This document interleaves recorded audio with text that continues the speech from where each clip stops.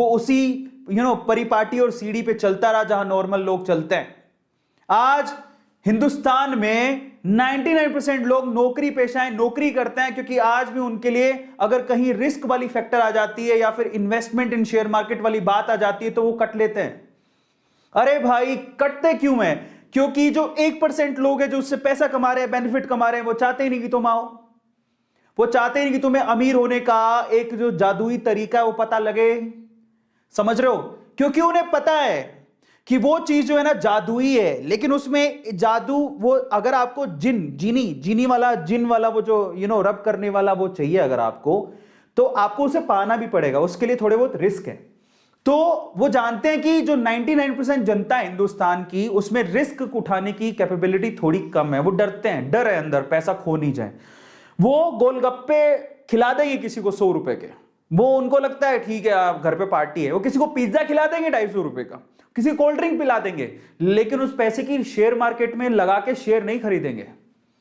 देखो, और इसी चीज का फायदा वो लोग उठाते हैं, इसलिए वो लोग अमीर हैं और हम लोग एवरेज और गरीब रह जाते हैं। ऐसा हमें करना नहीं है।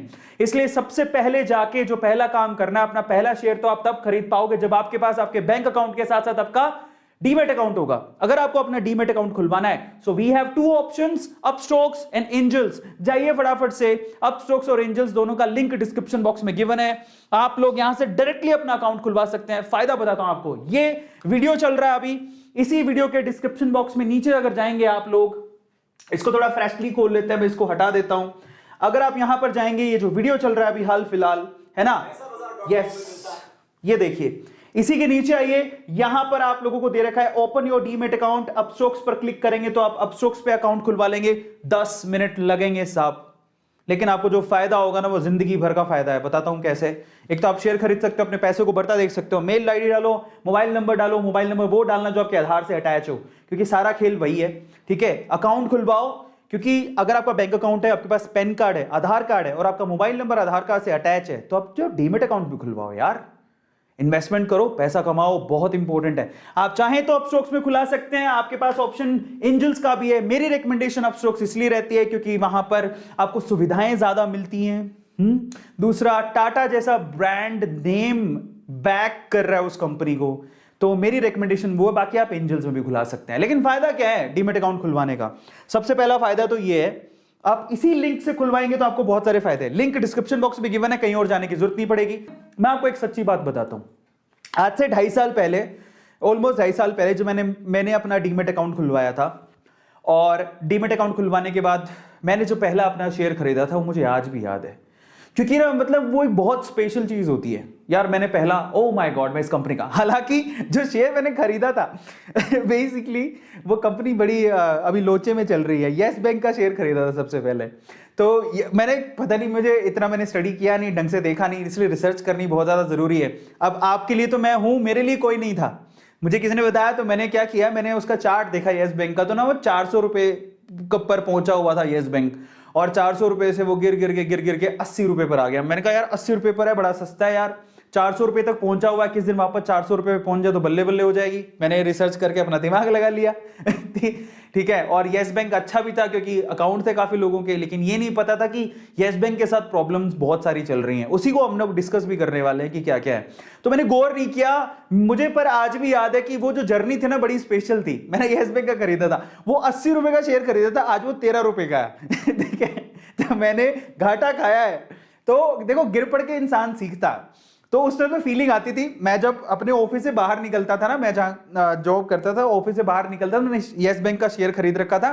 तो सामने ना येस बैंक का बैंक था, बैंक। तो देख देख कैसे बड़े ऐसे ना फक्र से बोलते थे, ओ देख येस बैंक का मालिक हूं मैं लेकिन ये नहीं पता रातों रात वो कंपनी डूब जाएगी। 80 रुपए से 70 आई, 60 आई, 50 आई, क्या खरीदे उसको, 13 रुपए पर आ गया। अभी 13 रुपए पर आ गया तो घाटा लग गया। अब देखो होता है ना, जनरली ऐसी केस में ना लोग भाग जाते हैं। और इनफैक्ट मैंने अकेले ने शुरू नहीं किया था, मेरे साथ 2-3 लोग और थे, उन्होंने मेरे साथ शुरू किया था, वो येस बैंक का। और किसी ने मुझे रेकमेंड कर दिया था येस बैंक खरीद लो। और वो बंदा जब उसे घाटा दिखने लगा तो वो तो भाग गया। लेकिन मैंने कहा यार मैं नहीं भागूंगा, मैं इस खेल को सीखूंगा।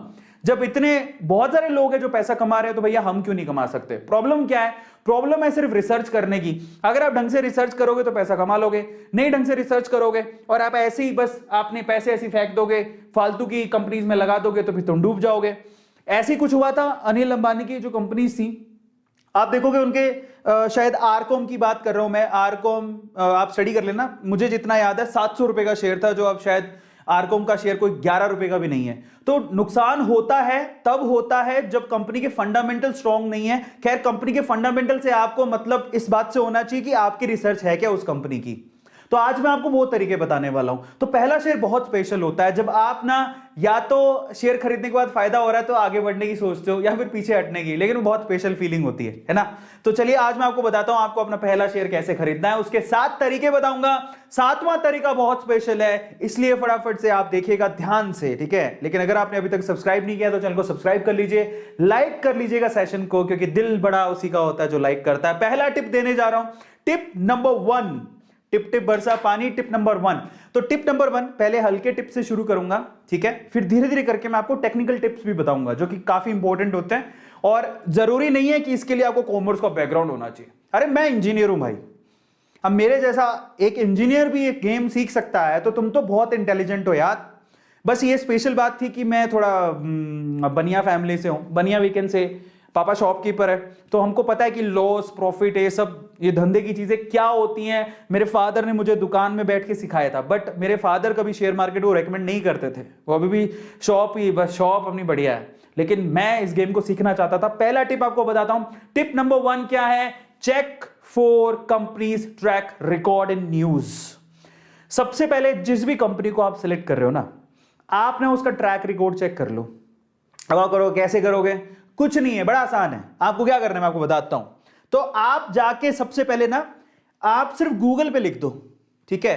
आपको मैं समझाता हूं कैसे करना है। कंपनी का ट्रैक रिकॉर्ड चेक करो। जैसे मान लो कि मैं अगर उस टाइम पे येस बैंक का खरीद रहा था, अगर मैंने येस बैंक के बारे में रिसर्च कर ली होती तो मुझे पता लग जाता। मैंने रिसर्च ही नहीं करी, मैं बुद्धू था। अगर आप गूगल पे जाके लिख दो सिर्फ इतना कि येस बैंक प्रॉब्लम्स या फिर येस बैंक फ्रॉड या फिर येस बैंक गवर्नमेंट नोटिसेस या फिर येस बैंक वार्निंग्स, आपको डिटेल में दिखा देगा कि अगर उसको कहीं गवर्नमेंट से नोटिस आया है क्या, या फिर गवर्नमेंट से कुछ को कोई लीगल नोटिस आया है क्या, या कोई वार्निंग दी गई क्या, या येस बैंक से रिलेटेड कोई फ्रॉड हुआ है क्या, वो बता देगा। अगर ऐसी कोई डिटेल गूगल में है और एक जेन्युइन साइट से, साइट पे भी ध्यान रखना है, ऐसे पता नहीं किसी की विश्वास कर लो, एक अच्छी साइट से है तो इसका मतलब आपको थोड़ा वो रिस्क है, आप मत लगाओ उसमें पैसे।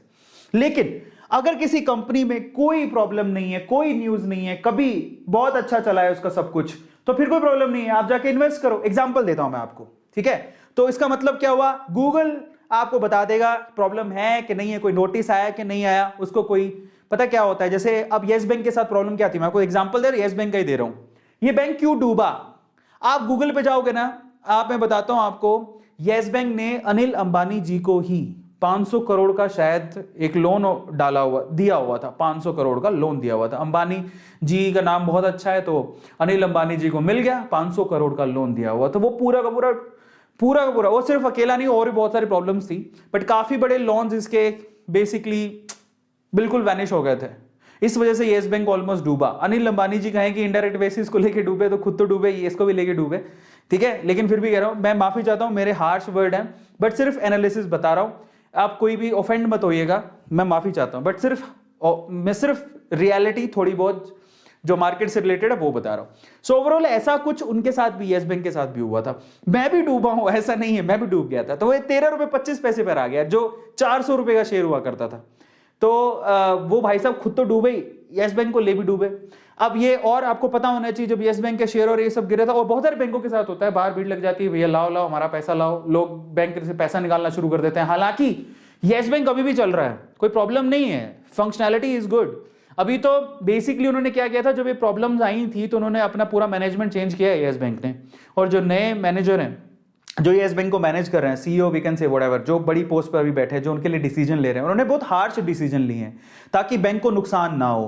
तो मेरा विश्वास है, अभी तक भी मैंने रखे, मैंने बेचे नहीं है येस बैंक के शेयर, क्योंकि मुझे विश्वास है कि आने वाले समय में अगर मैनेजमेंट अच्छा हुआ तो येस बैंक इंप्रूव कर सकता है, और जब इंप्रूव होगा तो हम लोग उसे बेच सकते हैं। आज भी लोग कहते हैं कि येस बैंक के खरीद के रख लो, और लोग कहते हैं 13 रुपए में खरीद के रख लो।